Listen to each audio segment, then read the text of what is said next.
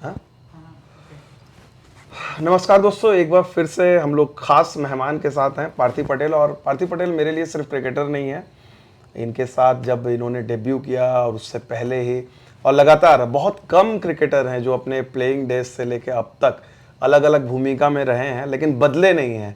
आसान नहीं होता इंडियन क्रिकेट में, आप अप एंड डाउन के दौर से जाएं लेकिन आपका रवैया वैसा ही रहता है। आज के डेट में बहुत सक्सेसफुल कमेंटेटर हैं, अलग अलग प्लेटफॉर्म पे मतलब छाए रहते हैं। पार्थिव, पहले बहुत बहुत धन्यवाद हमारे चैनल पे आने के लिए। Thank you. काफ़ी मैं भी यही कहना चाहूँगा, आप भी बदले नहीं हैं। आप 2000 में भी वही कैमरा लेके घूम रहे थे, अभी भी आप वही कर रहे हो। एक ही काम आता है आप लोग से सवाल करना, कुछ कुछ सीख लेते हैं पार्थिव। लेकिन मैं जो शुरुआत करना चाहता हूं आपके साथ कि भाई अब जो जिस समय से आपने क्रिकेट शुरू की थी और वो छोड़ी, फिर आईपीएल भी खेले, तो एक पूरा एक जनरेशन चेंज होते हुए देखा। अगर आपको एक चीज मतलब आप देखोगे कि इस दौर में का जो क्रिकेटर आता है, वो एक बदलाव आपको लगता है कि इंडियन क्रिकेट में क्या बदल गई पिछले 20 साल 22 सालों में? सबसे बड़ी चीज़ जो नज़र आती है वो है, आई थिंक, जो फियरलेस क्रिकेट खेलते हैं उनको ऐसा नहीं लगता कि किसी को डर लग रहा है कि मैं आउट हो जाऊंगा, या फिर कोई बड़ा क्रिकेटर आया है, ऑस्ट्रेलिया की टीम आ गई या कोई बड़ी टीम आ गई तो फिर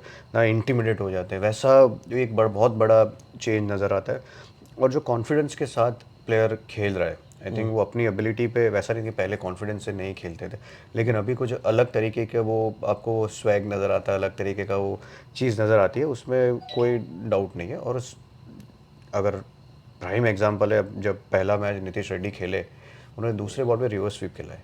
मतलब इंटरनेशनल क्रिकेट में आप ये बताओ कि कौन सा प्लेयर होगा कि, और ये ऐसा नहीं था कि स्लॉग ओवर चल रहा है, बीच में बैटिंग करने आए, तो वो एक अलग तरीके का कॉन्फिडेंस दिखाता है। हाँ, वही सूर्या, जब मतलब कप्तान के देखिए, आपने बोला कि सूर्या, मुझे याद है जब डेब्यू किया था अपना पहले जोफ्रा बॉल पे आर्चर को पहली गेंद पे छक्का मारना, वो अपने आप में एक बहुत ही बड़ी चीज़ होती है। वो चेंज आपको दिख रही है। लेकिन अगर आप, मैं एक जो जिस अप्रोच की बात की, आप उस टीम के सदस्य थे जो 2003 में वनडे वर्ल्ड कप का फाइनल हुआ था। बाद में बहुत सारे लोगों ने कंसीड किया था, आप भी उस टीम का हिस्सा थे कि नहीं यार, ऑस्ट्रेलिया वाज टू गुड। वो एक माइंडसेट कहीं ना कहीं इफेक्ट किया होगा। आज के डेट में अगर वही ऑस्ट्रेलिया और वही इंडियन टीम को लाया जाए तो शायद प्रॉब्ली इंडियन टीम इंटिमिडेट नहीं होगा और वो डिफरेंट अप्रोच से खेलती। आई थिंक ये टीम बहुत ज़्यादा ऊपर है। वो जो ऑस्ट्रेलियन टीम थी उसने बहुत कुछ अचीव किया, उसमें कोई डाउट नहीं है उस टाइम पे। लेकिन 2000 पहली बार वो इंडिया में सीरीज़ जीते थे 2004 में जब आए थे तभी, जिसमें मैं भी खेला था। लेकिन इस इंडियन टीम ने 2 बार ऑस्ट्रेलिया में जाके 2 बार ऑस्ट्रेलिया को टेस्ट सीरीज़ हराई है। बाकी वनडे क्रिकेट की बात करें या T20 क्रिकेट की बात करें, उसमें कंसिस्टेंटली हरा रहे हैं। हालांकि वो एक वर्ल्ड कप फाइनल वैसे हो और गेम है, लेकिन इस इंडियन टीम को अगर आप देखेंगे कहीं पे भी, ऐसा नहीं कि ये खाली 15 या ये 11 जो खेल रहे हैं, दूसरा लॉट भी जाता है तो भी आपको ऐसा ही लगता है कि ये खेल रहे हैं तो ये जीतेंगे ही जीतेंगे, और कुछ ज़्यादा उतना कुछ चेंज नहीं होगा। बट आई थिंक वो एक बहुत बड़ी चीज़ हो जाती है कि अगर कोई प्लेयर रेस्ट करता है, कोई प्लेयर नहीं है, तो जो आता है वो उतना ही अच्छा परफॉर्म करता है। आपने 2 ऑस्ट्रेलिया सीरीज की बात की, अब तो लोग अभी से ही सपना देख रहे हैं कि यार हैट्रिक कोई भी, शायद मेरे ख्याल से साउथ अफ्रीका ने भी नहीं किया, इंग्लैंड ने भी रिसेंट टाइम्स में नहीं किया, जिन टीम्स जिन्होंने ऑस्ट्रेलिया में जाके सीरीज जीती हो। 1 2 3 पॉसिबल है? रियलिस्टिक लगता है इतने हाई पर Indian team quality, pace attack, batting? नहीं, रियलिस्टिकली पॉसिबल है, उसमें कोई डाउट नहीं है। लेकिन वही चीज़ होती है ना कि जो आपको वो तीसरी बार करना बहुत मुश्किल होता है। और भारत के लिए ऐसा नहीं है कि आसान सीरीज़ हो रही, वो कभी भी आसान सीरीज़ थी भी नहीं। पिछले साल भी जीते, वो बहुत मुश्किल वाला टेस्ट मैच जीते थे। बट रियलिस्टिकली जिस तरह की भारतीय टीम है, वो मेरे ख्याल से 100% पॉसिबल है। और ये आपने बात करी कि सबको उम्मीदें लगी है, सबको एक्सपेक्टेशंस है, पर वो किससे बनती है एक्सपेक्टेशंस और उम्मीदें? क्योंकि वो आपके पास वो प्लेयर्स उस तरीके के, आपके पास टीम उस तरीके की है कि ये टीम जीत सकती है, इसीलिए आपको वो एक्सपेक्ट करते हैं। तो 100 पॉसिबल है, उसमें कोई डाउट नहीं है। और ये इमोशनली नहीं कह रहा हूँ, ये जिस तरह की टीम है उसके हिसाब से हम बात कर रहे हैं कि इस टीम में सारी काबिलियत है। पार्थिव, एक चीज़ जो जानना चाह रहे थे, बहुत शायद बहुत अब बहुत लोगों ने बात की है, थोड़ा थोड़ा टच किया हुआ है, बुमराह की हम बात करते हैं। बुमराह ऑब्वियसली, अश्विन ने हाल में कहा कि नहीं भाई वो तो कोहिनूर है। उस कोहिनूर को सबसे पहली बार आपने देखा, और जो एक जो कहानी है, शायद आपने पता नहीं उस तरह से बात की कि जॉन राइट आए थे और जॉन राइट ने आपको फ़ोन किया था कि भाई ये लड़का क्या है। उस किस्से के बारे में थोड़ा सा बताएं ना। उसमें उतना वैसा है कि हम लोग खेल रहे थे, वो जब पुराना स्टेडियम हुआ करता था, मोटेरा स्टेडियम, वहाँ पे बी ग्राउंड पे हम मुंबई के अगेंस्ट मैच खेल रहे थे। वहाँ पे उस वो जसप्रीत बुमराह का वो पहला साल था T20 क्रिकेट में, तो वहाँ पे उन्होंने जैसे स्काउटिंग सिस्टम जो मुंबई इंडियंस पहले बहुत सालों से कर रही थी, वहाँ पे जॉन राइट आए थे मैच देखने, और उन्होंने उनको देखा और लगा कि ये अलग बॉलर है, क्या किस तरह के बॉलर है। तो शाम को एक्चुअली वो खाना खाने घर पे भी आए थे, तभी बात हुई कि कौन सा प्लेयर लग रहा है। मेरे ख्याल से जॉन राइट ने पूछा कि ये प्लेयर है, तो तभी भी वही क्या चीज़ कही थी कि हाँ ये प्लेयर है, ये अलग प्लेयर है। और उसी टाइम तो ये अगर इसमें ये एक चीज़ है कि वो गुजरात के लिए खेले, मेरे कैप्टनशिप में खेले, वो बात अलग है, लेकिन अगर वो कहीं से भी खेलते, कहीं पे भी होते, तो इस मुकाम पे पहुंच जाते, क्योंकि उनके पास उतनी काबिलियत उतनी ज़्यादा है। तो उसमें ये भी दूसरा पार्ट शायद आप भूल गए होंगे, उसमें किसी ने कहा, आप ही ने शायद उनको कहा कि भाई 2-3 और जो फ्रेंचाइजी थे उन्होंने आपसे पूछा था उनके बारे में, तो जॉन ने कहा कि भाई अभी लोग लग आज ही कॉन्ट्रैक्ट मंगा लो या शायद नेक्स्ट डे। तो तभी उसी रात मैंने बोला था कि ऐसा नहीं है कि खाली 1-2 टीमें, 3-4 टीमें देख रही है कि जसप्रीत बुमराह को सिलेक्ट पिक करना है। तो आई थिंक उन्होंने तभी ही वॉज वेरी कन्विंस्ड, और जो प्लेयर ने जसप्रीत बुमराह को पहली बार देखा है वो सारे कन्विंस्ड थे कि इस प्लेयर में इतनी कैपेबिलिटी है कि वो सक्सेसफुल इंटरनेशनल प्लेयर बन सकता है। तो तुरंत ही फिर आपको वो आई थिंक दूसरे तीसरे दिन ही वो कॉन्ट्रैक्ट साइन हो गया। तो उसके बाद वाले साल में फिर वो अपना जो ऑक्शन था अनकैप्ड प्लेयर्स का, वो उसके बाद ऑक्शन में है, नहीं तो उससे पहले तो आउट ऑफ ऑक्शन साइन करना होता था। तो ये आपने जो चर्चा की है स्काउटिंग की, मुंबई इंडियंस ने इस ट्रेडिशन को स्टार्ट किया, काफ़ी इवॉल्व हुआ, अब आप उनको उनके साथ इतने दिन तक खेले, अब आप उस टीम का हिस्सा हैं, तो एज ए मतलब फॉर्मर प्लेयर क्या ये हेल्प करता है? क्योंकि कई बार लोगों को लगता है कि नहीं यार, बहुत ज़्यादा जो इंटरनेशनल खेले हुए हैं उनको नहीं, एक डोमेस्टिक क्रिकेट के जो journey man cricketer kind of हैं वो ज़्यादा बेहतर होता है। क्या होता है स्काउटिंग का काम, कैसे मतलब इसमें क्या ज़रूरत होती आई है? थिंक एक्चुअली वैसा सारे प्लेयर अलग अलग तरीके से मैच देखते हैं। जैसे अब स्काउटिंग करते हैं तो ऐसा नहीं कि खाली अब एक ही टीम कर रही है, सारी टीम के स्काउट्स मैच देखते हैं, लेकिन सबका मैच देखने का नज़रिया अलग अलग तरीके से होता है, सबके टीम की रिक्वायरमेंट अलग अलग तरीके की होती है, आप उस तरीके से चीज़ें देखते हैं। बट बहुत सारी चीज़ें हैं कि जिसको आप आंकड़ों के हिसाब से नहीं कर सकते। अगर आंकड़ों के हिसाब से करना होता तो फिर घर बैठ के भी काम कर सकते हैं, लेकिन इसको समझाना, इस चीज़ को वर्ड्स में डालना कि अपने इस प्लेयर में क्या देखा, वो थोड़ा सा मुश्किल लग जाता है। क्योंकि आपको कई बार ऐसा होता है कि फील्डर मूव करता है तो आपको ऐसा लगता है कि अवेयरनेस है, लेकिन आप वो चीज़ को देखना चाह रहे हो कि नहीं, उसके ऊपर बहुत डिपेंडेंट है। कि आपको देख रहे हैं कि रविंद्र जडेजा आराम से मूव कर जाता है, तेज़ है, सब कुछ है, लेकिन क्या आप उसकी साथ साथ में जो चीज़ बहुत ज़्यादा लोग नज़रअंदाज कर जाते हैं वो है कि उनको बॉल की अवेयरनेस है, उनको फील्डिंग बॉल कहाँ आ सकती है, उस हिसाब से वो ज़्यादातर तरीके से वो पोजीशन में पहले से ही पहुंच जाते हैं। तो इसलिए शायद वो बहुत लोगों को लगता है कि वो तेज़ है, उसमें कोई डाउट नहीं है, लेकिन वो अवेयरनेस है। सेम कभी बैटर बैटिंग करता होता है, शायद उसने रन ना बनाया हो, लेकिन ऐसा लगता है कि इसमें वो काबिलियत है, अलग तरीके से बॉल निकलता है बैट से। और सेम बॉलिंग में कि बॉल आके लग रहा है कि slower one under pressure yorker डाल पाता है कि नहीं डाल पाता, कि वो स्लोअर वन है, क्या वेरिएशंस है, वो सारी चीज़ें आपको ध्यान में रखनी होती है। और उसके बाद में एक वर्ड जो बहुत ज़्यादा लोगों ने यूज़ करते हैं, उसको समझा नहीं सकते, वो है गट फील।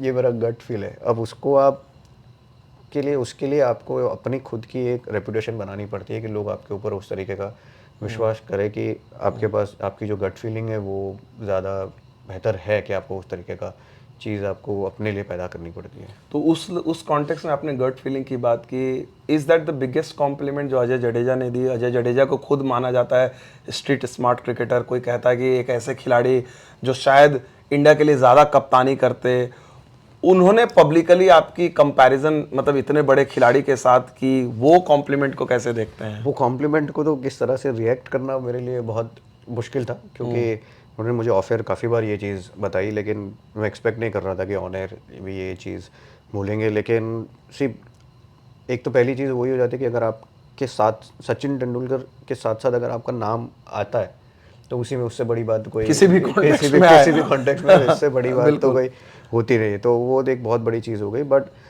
जैसे यहाँ के अजय भाई ने बहुत क्रिकेट खेला है, बहुत स्मार्ट क्रिकेट खेला है, लोग बहुत सारे लोग उनको उनका लोग गुरुजी के नाम से भी जानते हैं, क्योंकि गेम से वो 2-3 स्टेप आगे रहते हैं।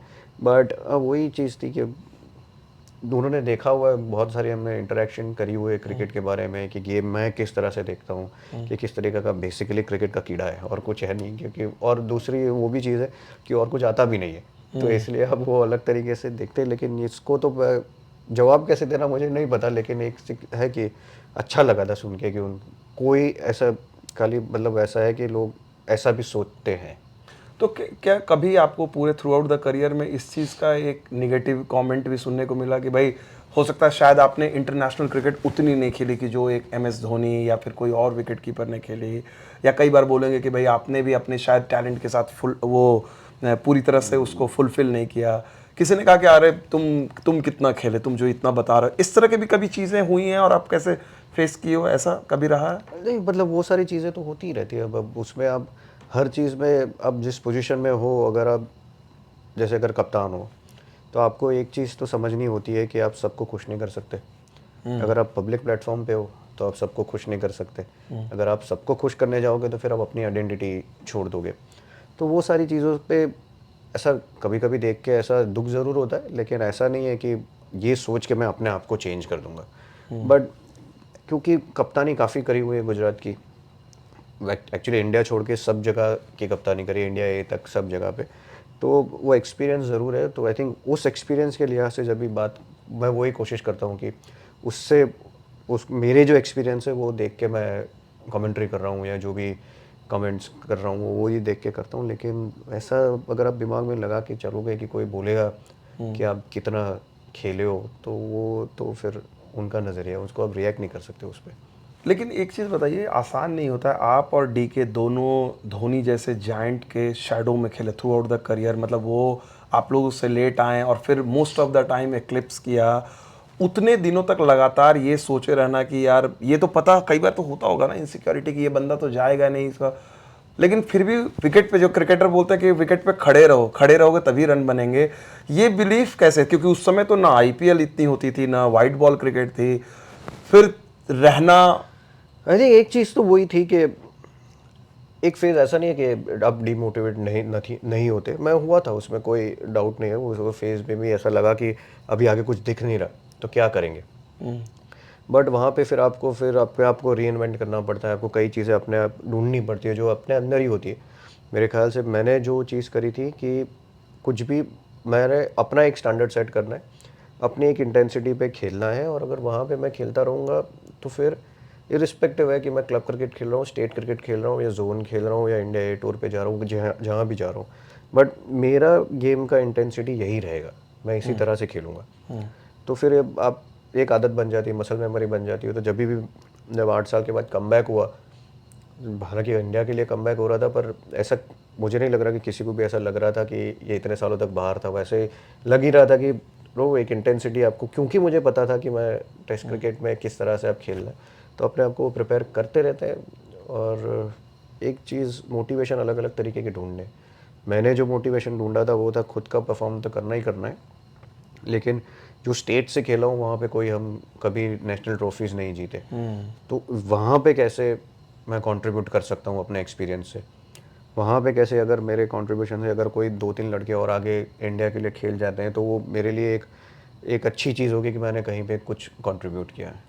तो दैट मतलब आप कंसीडर करते हो कि more than as an India player, जो आपने गुजरात के लिए आप आए, बहुत लंबे समय के बाद गुजरात का कोई खिलाड़ी आया, फिर उसके बाद एक तरह से ट्रेडिशन ही शुरू हुआ, आज के डेट में दो खिलाड़ी रेगुलर खेलते हैं, चाहे बुमराह हो चाहे अक्षर हो, उस चीज़ को आपको लगता है कि वो ज़्यादा आपको सेटिस्फैक्शन? बिल्कुल, आई थिंक वो सेटिस्फैक्टरी तो है। अगर आप किसी को भी पूछोगे जिसने रणजी ट्रॉफी जीती है, वो आसान काम नहीं है। वो अगर आप वो 2 ढाई महीने तक आपको 11-12 फर्स्ट क्लास मैचेस जीतने होते हैं, सीज़न ऊपर नीचे जाता है, तो वहाँ पे आप उसका काउंटर आर्ग्यूमेंट वो भी आता है कि आईपीएल भी तो 2 महीने चलती है। लेकिन जब आईपीएल का मैच खेलने जाते हो तब स्टैंड में 50,000 लोग होते हैं। यहाँ पे जब रणजी ट्रॉफी का मैच खेलने जाते तो 50 लोग भी नहीं होते बहुत बार। तो वहाँ पे उस ग्राउंड पे जाके आपको मोटिवेट करना, छोटे सेंटर्स पे जाके खेलना, और तो वो रणजी ट्रॉफी जीतना स्पेशली ऐसी टीम के लिए जहाँ पे लोग किसी ने कभी सोचा भी नहीं था कि ये टीम रणजी ट्रॉफी जीत सकती है। तो आई थिंक उस वो एक बहुत बड़ा मेरे करियर का बहुत बड़ा हाई रहा है। हालांकि 3 बार आईपीएल के विनिंग टीम का भी पार्ट रहा हूँ, लेकिन रणजी ट्रॉफी एक ऐसा चीज़ है कि अब जैसे क्रिकेट खेलना स्टार्ट करते हैं ना तो हर कहता है कि रणजी खेलना है, हाँ, पहले से था कि रणजी खेलना रणजी खेलना, हाँ। तो फिर अब वो रणजी खेलना है और फिर जीतना, वो उस स्टेट के लिए, वो मेरे लिए, मेरा करियर का तो सबसे बड़ा हाई रहा है। MS धोनी के साथ आपके बड़े आप MS धोनी आपसे जूनियर रहे इंडिया के अगर लिहाज से देखा जाए, फिर आप CSK में भी उनके साथ खेले, इंटरेक्शन रहे। धोनी के साथ क्या कभी ऑकवर्डनेस होती थी जब आप लोग की वन ऑन वन, किस तरह की बातें, मतलब हम लोग सोचते हैं कि धोनी के साथ पार्थी पटेल अगर बैठते होंगे धोनी के साथ, किस तरह से बातें आप लोग की होती थी? ज़्यादातर तो क्रिकेट की बातें होती है वैसा, जितनी भी बार मिलते हैं हम क्रिकेट की बात करते रहते हैं काफ़ी, क्योंकि बहुत सारी इंटरेक्शंस होते हैं, पर ऑकवर्डनेस तो ऐसी कभी हुई नहीं है ना, उनकी तरफ से भी वो सोच थी ना मेरी तरफ से भी वो सोच थी कभी। और दूसरी चीज़ है कि देखो, एक स्टेज के बाद 2004-5 के बाद तो वो कंपटीशन भी नहीं था। वो फिर आप जो थे आप वही सोच रहे थे कि कब धोनी रेस्ट लेगा या कौन सी सीरीज वो नहीं खेलेगा तब आपको खेलने का मौका मिलेगा। तो उसके बाद तो फिर वो कंपटीशन वाली तो बात ही नहीं थी, तो वो बहुत आगे निकल गए थे। अगर मैं सोचूं कि मैं उसका कॉम्पिटिटर था तो फिर वो मेरे लिहाज से वो गलत चीज़ है, वो कभी ऐसा दिमाग में भी कभी आया नहीं। तो एक चीज़ बताइए, जो उस चीज़ का, उस दौर का शेड आप देखते हैं इस करंट जनरेशन में, जैसे मान लें आप उस समय आप DK धोनी थे, धोनी बहुत आगे चले गए, इस जनरेशन में आप आते हैं तो obviously Rishabh Pant out and out test cricket में डिफरेंट लेवल पे हैं, वाइट बॉल में भी अभी चलिए संजू भी है, ईशान भी है, जितेश भी आ गए हैं, सारे ऑप्शंस हैं। तो इन लोगों के लिए क्या सलाह रहती है आपको, मतलब अगर आप देखोगे कि भाई कई बार ईशान का केस डिफरेंट, एवरीवन का केस थोड़ा सा डिफरेंट है, आप अगर इन लोगों को अगर कभी मिलते हो तो क्या बोलोगे? ये जनरली वही चीज़ बात, मिलता हूँ तो वही चीज़ बात होती है कि आपको अपना काम करते रहना है। जो अगर आपके आगे जो है वो भी अपना काम करता रहेगा, लेकिन आपको अपने पीछे से उस तरीके का काम करते रहना है कि वो भी गैस पे रहे, कि उनका भी वैसा रहना चाहिए परफॉर्मेंस की। जैसे ध्रुव जुरेल के अभी टेस्ट टीम में थे, लेकिन जैसे ही मौका मिला वहाँ पे ईरानी ट्रॉफी में 90 बनाए, तो वो एक एग्जाम्पल है कि आपको अपना काम करते रहना है। फिर बाकी चीज़ें, बहुत सारी चीज़ें डेस्टिनी के ऊपर होती है, बहुत सारी चीज़ें सेलेक्टर्स के ऊपर होती है, वो आपको छोड़ देनी है। लेकिन कहीं पे भी शाम को आपको ऐसा नहीं लगना चाहिए कि आप जब मिरर के सामने खड़े हो कि आपने मेहनत नहीं करी। अगर आपने मेहनत करी है, सब कुछ किया है, तो फिर कहीं ना कहीं रिजल्ट मिलेगा। शायद किसी को जल्दी मिलेगा, किसी को नहीं मिलेगा, शायद ऐसा भी हो सके ना भी मिले, लेकिन जो आपका जो अंदर का सेटिस्फेक्शन है वो सबसे ऊपर रहना चाहिए। ईशान का उस कॉन्टेक्स्ट में आपको मतलब कैसे देखते हो जिस स्टेज पे अभी हैं, क्योंकि आप MI में उनके साथ काफ़ी टाइम बिताया, क्लोजली जानते हो, वर्ल्ड कप की टीम में थे, सडनली ऋषभ उस समय नहीं थे, एंड फिर उनके बाद उनका करियर जिस तरह से गया, सारी चीज़ें हमें बताने की ज़रूरत नहीं है, उसको कैसे देखते हैं? सो आई थिंक अभी तो जिस तरह से मैं ईशान को देख रहा हूँ, मुझे मुझे देख के बहुत अच्छा लग रहा है कि बुच्ची बाबू खेलने गए, वहाँ पे 100 बनाया, फिर यूनाइटेड ट्रॉफी में, दुलीप ट्रॉफी में खेले, वहाँ पे अच्छा प्रदर्शन किया।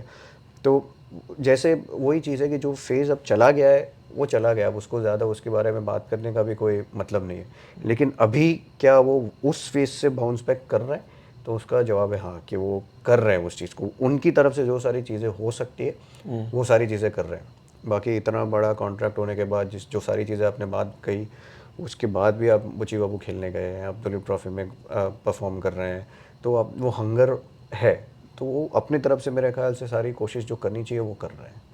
कई बार आप संजू सैमसन को देखते हो तो आपको ज़्यादा आप रिलेट करते हो कि यंग पार्थिव पटेल से, कि भाई लगा हुआ हूँ, मौके मिल रहे हैं, सडनली एक मौका मिल रहा है, उसी में प्रूव करना है, 2 मौके मिल रहे हैं, लोग बातें कर रहे हैं, उस मतलब डू यू सी वो चीज़ें संजू के केस में particularly?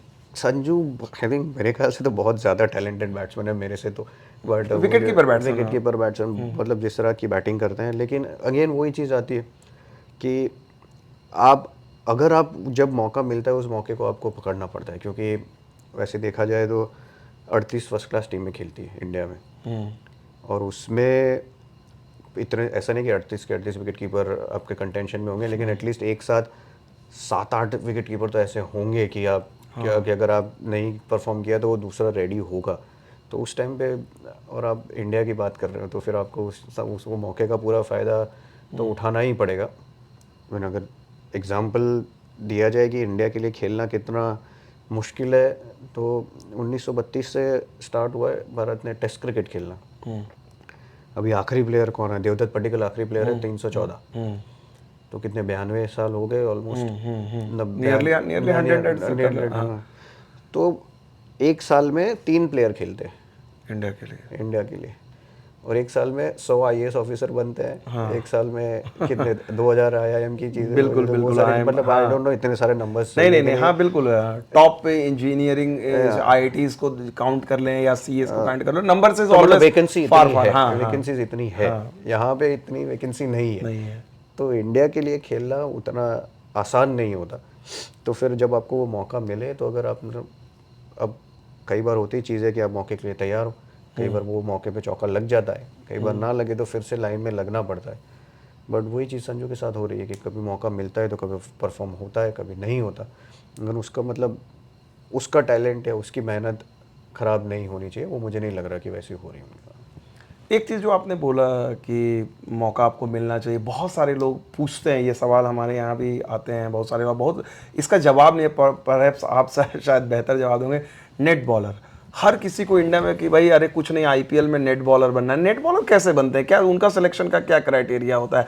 Is it different franchise के लिए अलग है या एक स्टैंडर्ड रूल है? फ्रेंचाइजी के लिए अलग अलग रूल मतलब मसलन क्या एक स्टैंडर्ड, अगर कोई यंग प्लेयर देख रहा हो नेट पर बॉलर नेट बनना, बॉलर बनने का एस्पिरेशन अगर आपका है, तो वो एस्पिरेशन तो पहले होना नहीं चाहिए कि नेट बॉलर बनना है। कि आप नहीं, उनको लगता है कि भाई मौका तो मिले, नेट में हम इम्प्रेस करके चले जाएंगे। वैसे बहुत बहुत कम लोग होते हैं वैसे नेट पे इम्प्रेस करके खेल जाता है। जैसे वरुण चक्रवर्ती, वो नेट बॉलर के लिए नहीं आए थे, वो खेल तो रहे थे तमिलनाडु के लिए। तो वो चीज़ है कि आपको फर्स्ट क्लास क्रिकेट खेलना है, आपको मुश्ताक अली खेलना है, विजय हजारे खेलना है, नेट बॉलर बन के मतलब वैसा एस्पिरेशन तो नहीं होना चाहिए। बट वही चीज़ होती है कि बहुत सारे लोग आते हैं बॉल डालने, बहुत सारे लोगों को फ्रेंचाइजी टू फ्रेंचाइजी अलग अलग रूल्स होते हैं, किसी को फाइनेंशियल कंपनसेट किया जाता है, किसी को नहीं किया जाता, वो सारी चीज़ें अलग अलग तरीके से चलती है, पर कोई क्राइटेरिया नहीं है। कोई क्राइटेरिया मतलब जैसे मतलब एक सजेस्टेड बाय, मान ले जैसे लोकल क्लब्स, मतलब दिल्ली में जैसे कहीं होता है कि भाई जैसे दिल्ली कैपिटल्स है, तो उनके जिन क्लब्स से उनके अपने एकेडमीज हैं, उनके बच्चे आ रहे हैं। अब ज्यादातर ये होगा कि जिन जिन क्लब जैसे CSK की अपनी एकेडमी है, तो वही या जिनकी अपनी एकेडमी है, या फिर आप ऐसा रखते हो कि एक आध दो बॉलर या 3-4 बॉलर वो अपने साथ रखते हो, जो वैसे होते हैं कि जो रेगुलर फर्स्ट क्लास क्रिकेट खेल रहे हैं, वो शायद आपके रिप्लेसमेंट बॉलर बन सकते हैं। तो वो ऐसे बॉलर आपके साथ रहते हैं, वो उसको आप नेट बॉलर नहीं कहेंगे आप। मेरे ख्याल से नेट बॉलर से ज़्यादा अच्छा जो वर्ड मैं जनरली यूज़ करता हूँ वो है सपोर्ट बॉलर, कि वो आपको सपोर्ट कर रहा है तैयारी करने के लिए। सो नेट बॉलर नहीं है वो, एक्चुअली आपके लिए वो सपोर्ट बॉलर है। तो लेकिन कई बार ऐसा होता है कि जैसे मोहित शर्मा का एग्जांपल है कि मोहित शर्मा इंडिया के लिए खेल गए और उसके बाद एज ए सपोर्ट बॉलर वो आए, ये कितना बड़ा डिसीजन है? मतलब ईगो, अपने ईगो को कॉम्प्रोमाइज, मतलब ये क्या जुनून होता है खिलाड़ी का? मतलब नहीं तो नॉर्मली आउटसाइड किसी को भी लगेगा कि यार मैं इंडिया के लिए क्या, मोहित तो वर्ल्ड कप खेल चुका था। बट वो ईगो तो साइड में रखना ही पड़ेगा इस गेम में, मतलब बेसिकली वो चीज़ ईगो की कोई जगह नहीं है, ईगो की कोई जगह नहीं, सच्चाई से वास्ता रखना वो चीज़ चाहिए ही चाहिए आपको। अगर वहाँ से हट गए तो फिर आप, ये तो गेम सीधा आपके सामने ही है, रन्स देखेंगे, बॉल विकेट्स देखेगा, फील्डिंग देखेगी, वो सारी चीज़ें वैसी है। तो वहाँ पे ईगो की तो इस गेम में कहीं पे भी वो जगह है ही नहीं। बट जैसे मोहित का बहुत अच्छा एग्जांपल है, पर वो वहाँ पे बबल में थे, तो उसी तरह की चीज़ थी कि वो शायद उन्होंने, मेरा ऐसा मानना है कि गुजरात टाइटंस ने वैसा ही सोच के रखा होगा कि अगर कोई बॉलर इंजर्ड होता है तो मोहित शर्मा हमारा रिप्लेसमेंट बॉलर हो सकता है। तो फिर वहाँ से फिर आए वापस, और वापसी बढ़िया करी उन्होंने। IPL की बात करें, आए 2008 से 10 तक आप CSK, 15 से 17 तक मुंबई, फिर 14 से लेके 20 तक में RCB का हिस्सा रहे। चेन्नई में आपने एक भी ट्रॉफी नहीं उठाई, मुंबई में 2, RCB ने 4 साल में एक बार भी नहीं। और ये सवाल मुझे लगता है चेन्नई में है एक बार, हाँ चेन्नई में एक बार है, सॉरी, लेकिन RCB में 4 साल में एक बार भी नहीं। RCB के लेकर बड़ी चर्चा होती है, आप कुछ भी कहते हैं तो थोड़ा सा, आपके फैंस भी काफ़ी हैं RCB वाले। उसमें मेरे 4 साल क्यों गिने आपने? अच्छा चलिए, हाँ ओवरऑल नहीं, आप भी उस ड्रेसिंग रूम का हिस्सा रहे हो, तो क्या मतलब एक वजह अगर आपको रहा, मतलब इतनी सब लोग बोलते हैं कि इतनी पोटेंशियली हर बार आते हैं, पोटेंशियली इतनी अच्छी टीम, और वो जाते भी हैं, अगर मान ले आप देखा जाए फाइनल हो, बेस्ट ऑफ 4 हो, व्हाटएवर, मतलब प्ले ऑफ तक में जाते हैं वो टीम, ऐसा नहीं कि क्वालिफाई नहीं करते, नॉकआउट्स में जाती है, बट इवेंचुअली ट्रॉफी जो है यार मिसिंग। बिल्कुल, उसमें कोई डाउट नहीं है कि ट्रॉफी मिसिंग है। उसमें RCB एक टीम है, दिल्ली एक टीम है, पंजाब भी एक टीम है, लेकिन अगर आप थोड़ा सा अलग तरीके से देखें कि मैं ये ऐसे घुमा कर नहीं चीज़ें लाने की कोशिश कर रहा हूँ या फिर कवर अप करने की कोशिश नहीं कर रहा हूँ, क्योंकि ये डिस्क्लेमर डाल देना जब अगर रील डालूंगा तो ये पूरा डालना रील कि आरसीबी 2009 में दूसरा साल कितने रन से फाइनल आ रही? 5 रन से। 5 रन से, हाँ। अनिल कुंबले कप्तान थे, हाँ। 5 रन से। अब वो कहीं पे भी जा सकता था आखिरी ओवर तक। हाँ हाँ फिर 16 में फाइनल आ रही, हाँ 200 रन या 205 या ऐसा कुछ चेस कर रहे थे। 12वें ओवर तक ऐसा लग रहा था कि ये मैच आरसीबी आराम से जीत रहा है। जीत रहा है। तो कई बार ऐसा होता है कि लक आपके साथ होना बहुत ज़रूरी है।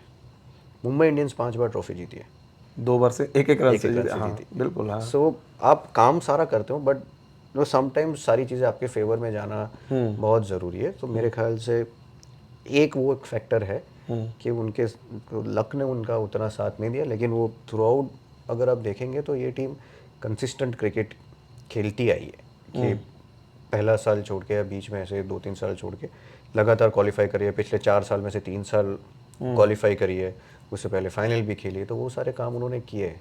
लेकिन वो बात सही है कि जैसे ट्रॉफी ही एक्चुअल में तो आपके लिए अल्टीमेट रिजल्ट होता है।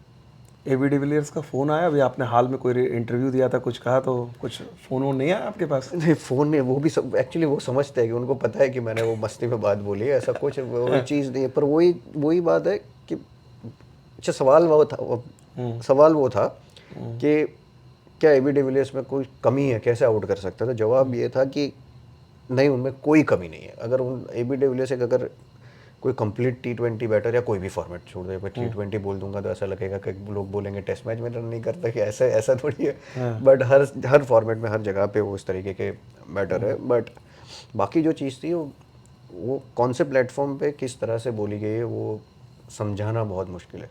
वो एक थोड़ा लाइट हार्टेड इंटरव्यू था, तो उसमें आप उस तरीके से बोलते हैं। हालांकि अगर यही चीज़ मैं ऑन एयर रहूँगा तो ये चीज़ नहीं बोल सकता और बोलूँगा भी नहीं, क्योंकि वो चीज़ अलग है। और कौन से प्लेटफॉर्म पे क्या बोल रहे हो वो अलग चीज़ होती है। तो फिर इसलिए दूसरा भी ट्वीट मैंने डाला कि it was a sense of humour, but सबको समझा तो नहीं सकते। नहीं नहीं, बिल्कुल बिल्कुल।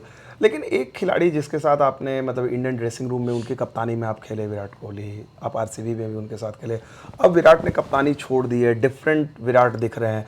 आपको कोई चेंज एज ए दिखते हैं विराट? आपकी किस तरह की इंटरेक्शन रहती है विराट के साथ? जनरली विराट कोहली जिस तरह के प्लेयर है, जिस तरह से वो, जो पहले मैं बात कर रहा था कि जिस तरह से इंटेंसिटी से खेलते हैं, अगर वो इंटेंसिटी नीचे लेके जाएंगे तो वो उनके लिए खेलना बहुत मुश्किल हो जाएगा। क्योंकि उन्होंने उस तरीके से इतने सालों तक किया हुआ है और इतना ज़बरदस्त परफॉर्म भी उन्होंने उस तरीके से किया है। तो फिर ग्राउंड पे देखते भी हैं तो अगर शायद कानपुर वाला टेस्ट मैच देखेंगे तो आपको ज़्यादा हंसी मजाक करते हुए नजर आ रहे हो। आकाशदीप की फील्ड में थोड़ी सी ऐसे बॉल घुमा तो आप तो हंसते हुए नजर आ रहे थे। अश्विन ने अपने इंटरव्यू में अभी बोला है कि सबसे ज़्यादा अगर ग्राउंड पे कोई मस्ती करता है तो वो है विराट। तो आई थिंक वो उसी तरह के है कि उनको इन्वॉल्व रहना, वो सारी चीज़ें करना उनका एक तरीके का एक सेकंड नेचर है। तो नज़र तो वही चीज़ ज़्यादा उसे एज अ कैप्टन और दूसरे में ज़्यादा फ़र्क नहीं पड़ता, क्योंकि अब एक स्टेज पे आप अगर कैप्टन नहीं भी रहे तो आप ड्रेसिंग रूम के तो लीडर रहेंगे ही रहेंगे। तो बेसिकली फेज वैसा है कि जिस तरह से शायद सचिन तेंदुलकर जिस तरह से अगर कंपेयर करना चाहे कि वो किस तरह से ड्रेसिंग रूम में थे, कि भले ही बहुत सारे कैप्टन आए, बहुत सारे कैप्टन गए उनके सामने सामने चेंज होते हुए, बट उनका एक वो फिगर रहा है। आई थिंक विराट कोहली भी उसी तरह कैसे भारतीय ड्रेसिंग रूम में रहेंगे कि सारे players will look up to him, क्योंकि उन्होंने उस तरीके का standard on off the field रखा हुआ है। कई बार लोगों को लग रहा था कि भाई रोहित शर्मा, मतलब दोनों आईपीएल में अलग अलग टीमों से खेलते हैं, कॉन्टेम्प्रेरीज रहे हैं। रोहित को जब कप्तानी मिली थी, फॉर्मर कैप्टन, विराट इतने सक्सेसफुल क्रिकेटर, टेस्ट क्रिकेट में उनकी टीम ने इतना अच्छा हासिल किया, वो शायद इजी नहीं रहेगा। उस फेज को आप कैसे देखते हैं, the Virat Rohit partnership as a elder statesman both? I think वो बहुत साफ नज़र आता है। अभी भी आप T20 वर्ल्ड कप में भी देखिए कि विराट कोहली का कितना इन्वॉल्वमेंट था। यहाँ पे टेस्ट मैच में भी अभी नज़र आ रहा था किस तरीके का इन्वॉल्वमेंट है। एक चीज़ तो सबको पता है कि जो प्लेयर खेलता है वो प्लेयर की सोच वही होती है कि मैं किस तरह से कंट्रीब्यूट करूँ कि टीम जीते। तो विराट कोहली भी उसी तरह से है कि अभी हालांकि वो कप्तान नहीं है, रोहित शर्मा कप्तान है, लेकिन उनका इन्वॉल्वमेंट तो उसी तरह से रहता है। और जैसे जैसे आप सीनियर होते जाता है, जैसे जैसे आप क्रिकेट खेलते जाते हैं, वैसे वैसे आपका मैच्योरिटी लेवल भी बढ़ता जाता है और वो आपको ग्राउंड पे नज़र आ रहा है। रोहित शर्मा की अगर लेगेसी की बात करें, आप तो बहुत ही क्लोजली उनको एमआई में देखे हो, और आसानी मुंबई के क्रिकेट में जो एक ट्रेडिशन है कि बड़े स्कोर करो, 100 करो, अपने लिए खेलोगे, बढ़िया स्कोर करोगे तो टीम के लिए वो फायदा ही होगा, ये थ्योरी थी। अब यहाँ पर वो जो कप्तान बोलता है कि नहीं मैं पहली गेंद से छक्का मारूंगा, मेरे को 20 रन भी आ रहे हैं तो कोई परवाह नहीं, मैं वर्ल्ड कप में भी वैसे खेलूंगा, यहाँ भी खेलूंगा, टेस्ट मैच में भी मैं वैसे खेलूंगा, ये सडनली बड़ा अन इंडियन टाइप का आपको कॉन्सेप्ट नहीं लगा, जहां पर you have been taught from the very beginning कि नहीं बिग इनिंग्स खेलनी है, विकेट को वैल्यू करना है। अब यहाँ पर आप कह रहे हो कि नहीं विकेट, शायद हमारे लिए जो रोहित ने कहा कि हम 400 रन के लिए 200 150 पे ऑल आउट हो जाते तो चलता।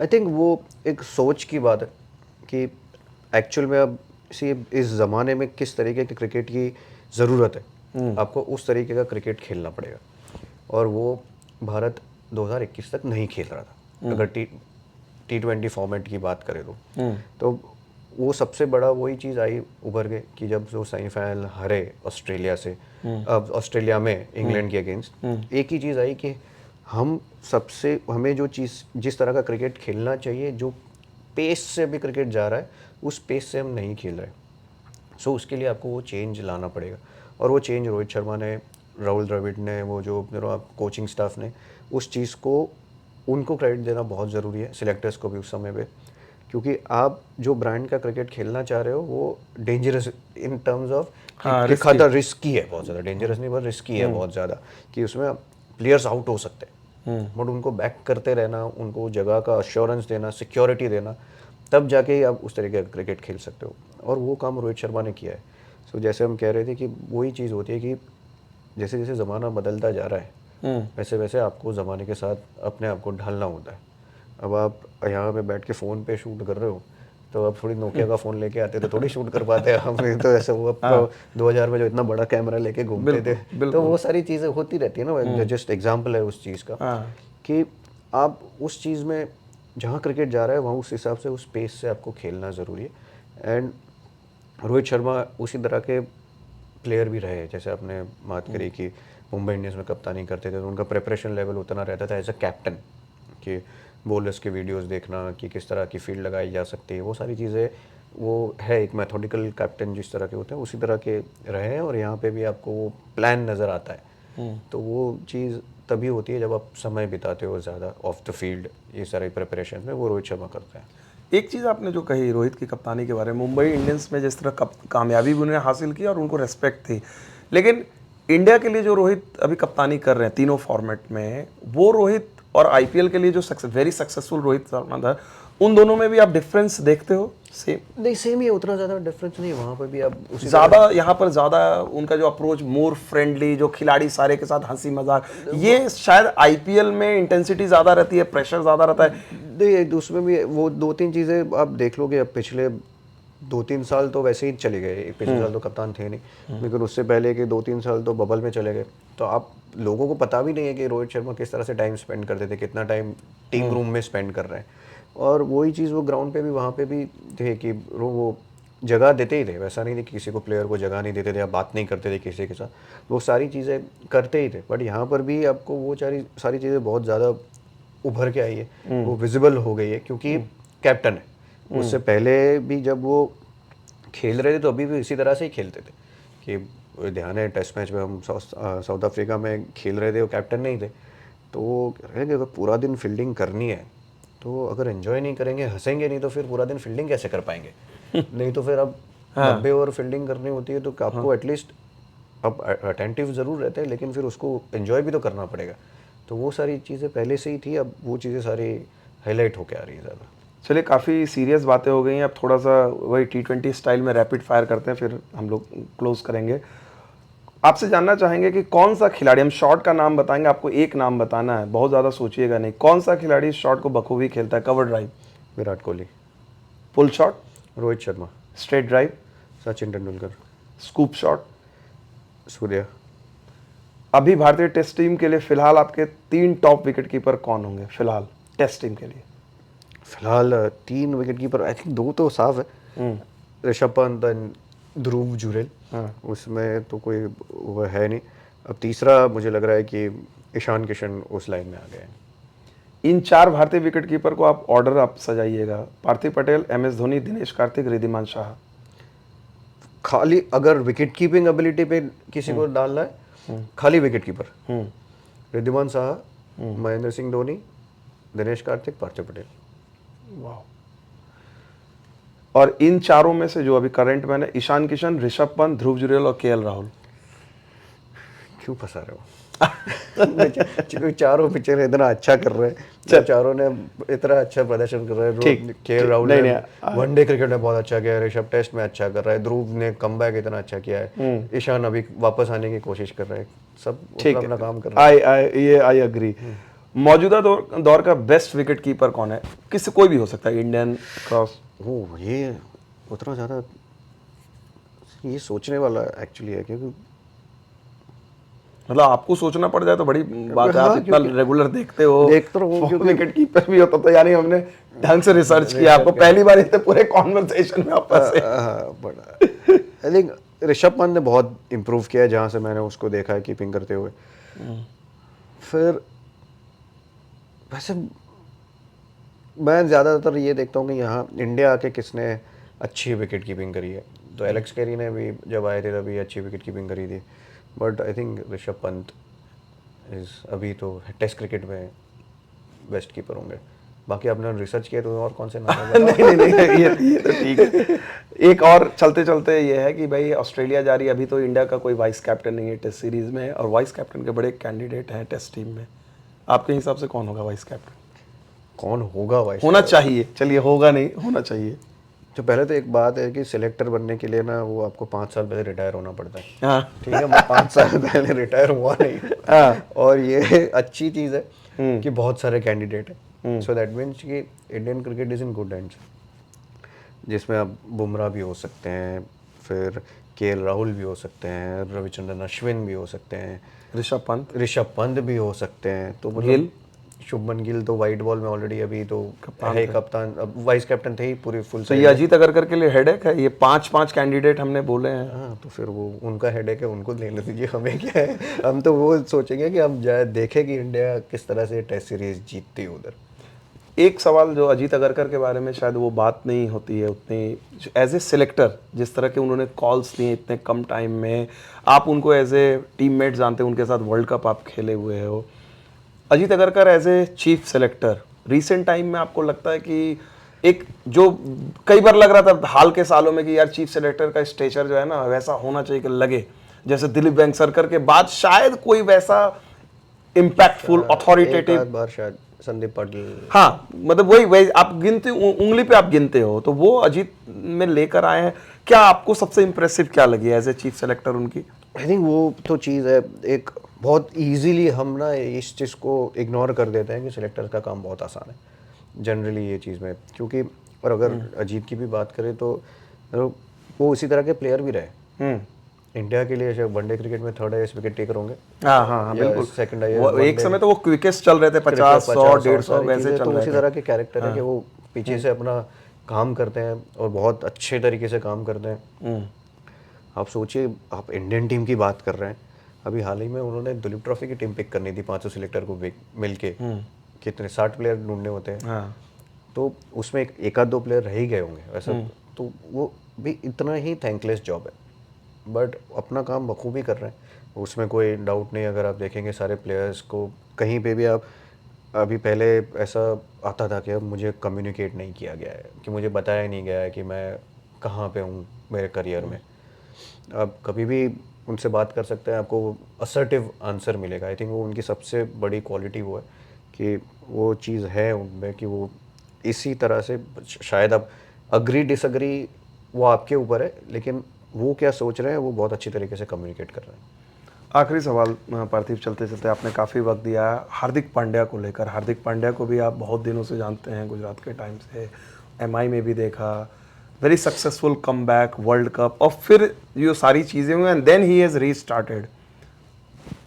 आई थिंक मेरे ख्याल से देखो, सबसे पहली चीज़ तो थोड़ा सा जनरली आप एक ही ये IPL सीज़न जब पीछे चलते हैं, जब उनको मुंबई इंडियंस की कप्तानी दी गई थी, तो उस समय को उस समय को निकालना और उस समय को हंसते हंसते निकालना, पीछे क्या हो रहा है मुझे नहीं पता, लेकिन हंसते हंसते पब्लिक में निकालना, आई थिंक वो एक आपका बहुत स्ट्रॉन्ग कैरेक्टर शो करता है, जो आई थिंक हार्दिक पांड्या ने बहुत ज़बरदस्त तरीके से अपने आप को संभाला है। क्योंकि ग्राउंड पे जब हम कमेंट्री करने भी जाते थे तो वो जो सारी चीज़ें हो रही थी, जो बूइंग हो रही थी, वो हमारे लिए, हमें ऐसा लग रहा था ऐसा नहीं होना चाहिए, किसी भी प्लेयर के साथ नहीं होना चाहिए, क्योंकि ये आपका ही प्लेयर है। तो वो चीज़ और उसमें से बाहर आना इस तरीके से, आई थिंक वो एक बहुत तगड़ा कैरेक्टर उन्होंने शो किया। और अभी तो जिस तरह से एंजॉय करते हुए खेल रहे हैं, अब जो बांग्लादेश वाली T20 मैच उन्होंने खेली, वहाँ पे तो सारी चीज़ें नज़र आ रही थी, वो स्वैग नज़र आ था, वो बॉडी लैंग्वेज नज़र आ रही थी। आई थिंक मेरे ख्याल से उस फेज़ में जिससे जो बाहर निकले, वहाँ से ऊपर ही जा सकता है बंदा, वहाँ से कभी नीचे नहीं आ सकता।